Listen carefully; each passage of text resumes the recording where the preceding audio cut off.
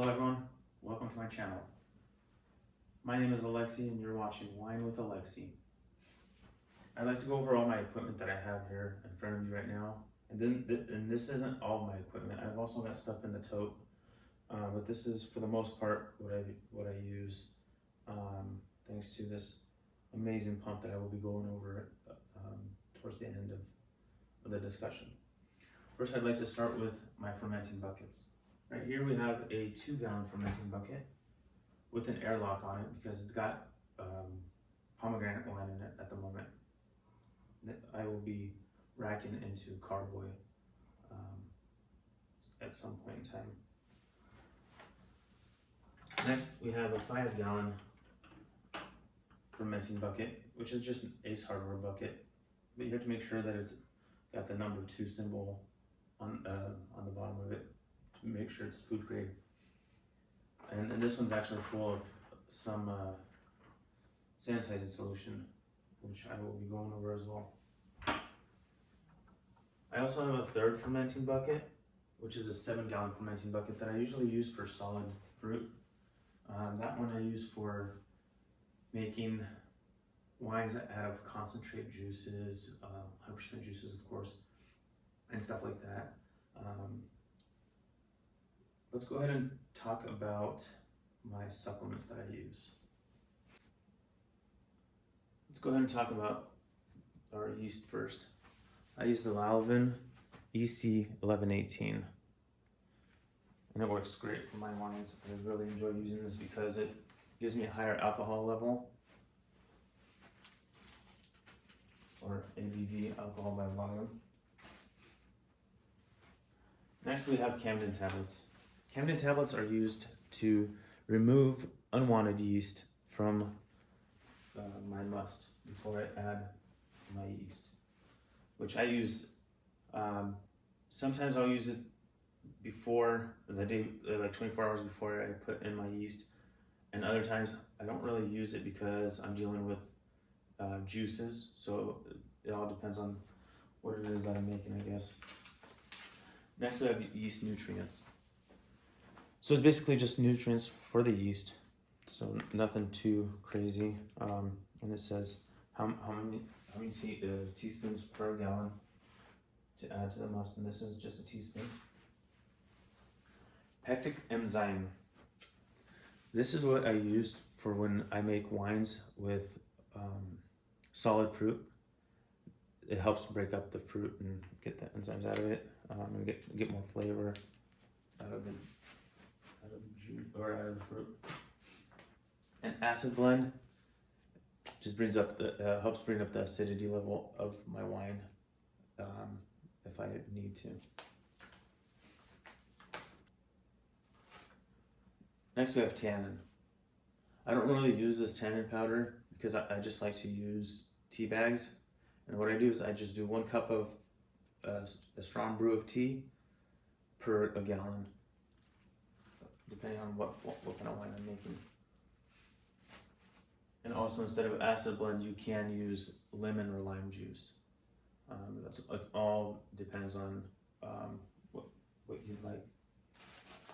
And last but not least, we have yeast energizer, which you can see is in a Ziploc bag. And it basically boosts up the power of the yeast, and allows it to work better.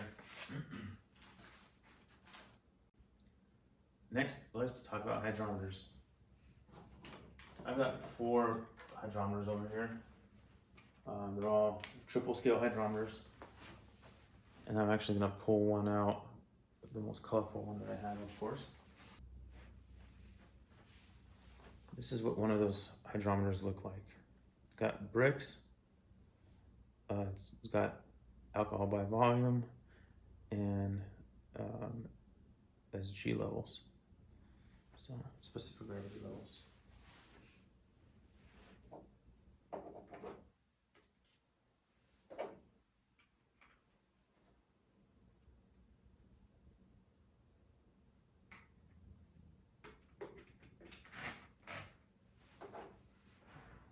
These are the tubes that I check my SG levels. which is specific gravity once again. Oh, another thing I did forget to talk about was potassium sorbate when I was talking about all my powders. This is added in the end when I'm getting ready to bottle my wine, right after sweetening or during sweetening time when I back sweeten my wine. Another way I can test alcohol level is using a venometer or venometer. Don't really know how to say it correct, but I sure as heck know how to use it because I've actually done my SG levels on my wines before from start to finish, and I just use a simple calculator that's online, and when I use my venometer, we'll call it, I'm really close. I mean, like sometimes right on the money between the two, which is pretty awesome. And this one, you actually test your alcohol level by testing your wine when it's still dry. So after it's done fermenting, before you add any more sugar to it, to back sweeten, you want to go ahead and test it with this. It's pretty neat to watch the deal inside show you the alcohol level. It's pretty cool. This is the scale that I use to weigh the sugar before it goes into a pot to boil, to make simple syrup, I guess I can call it, yeah. And then we have just standard corks, shrink sleeves for when it comes to bottling time. And while we're on the subject, before I forget, a corker. This is a floor corker that I have yet to use, but it came with an entire kit that I bought from somebody who stopped making wine. Let's talk about carboys. These right here are 6-gallon carboys that you see in the front. Then I have a few small ones in the back, which I have a lot more of. And then these are 1-gallon carboys that came with my 2-gallon fermenting bucket that you see over there. That's what I started off was with 2 1-gallon carboys and that 2-gallon fermenter, and now I've built this amazing wine empire. I know there's people out there that have a lot more stuff than me, but I'm pretty blessed to be where I'm at right now with all my stuff. So I know we're all over the place right now, but let's go ahead and look what's inside that box before I talk about this amazing, amazing system.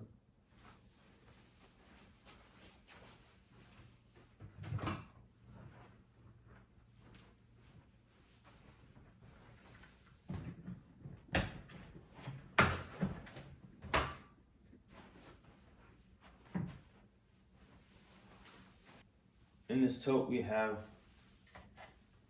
a funnel,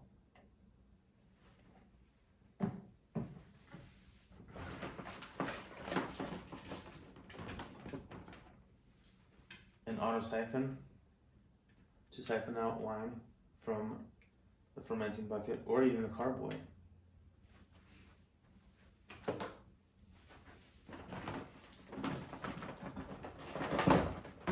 Lots and lots of tubing, as you can see here. And even on one of the tubes, I have a bottler. So this is something that you stick inside of a wine bottle, and then this little valve opens up when it pushes down on it, and then fills until you bring it back up, and then it'll stop the flow of the wine.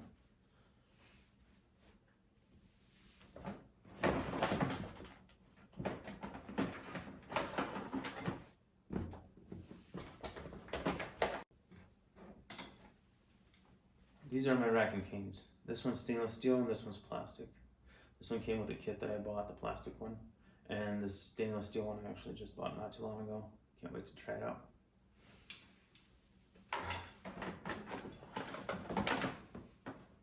Next we have the stir stick or the paddle, whatever you want to call it. and a degasser. But I don't even really need this anymore, because once we talk about this amazing machine you see behind me, or to the side of me, I guess, you'll see how much easier life is going to be with that machine. And of course a bottle cleaner for all of those bottles that you see over there. Those will eventually all be full of wine. And I'm going to try to find more bottles, because this isn't very many bottles at all. I think it's 102 bottles, but it's going to go quick.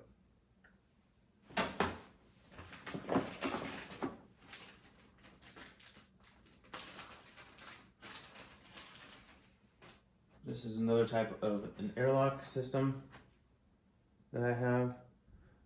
I'm not a big fan of these, really. They're kind of loud when they bubble. Really loud.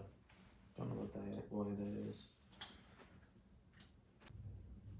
And last but not least is this amazing all-in-one wine pump.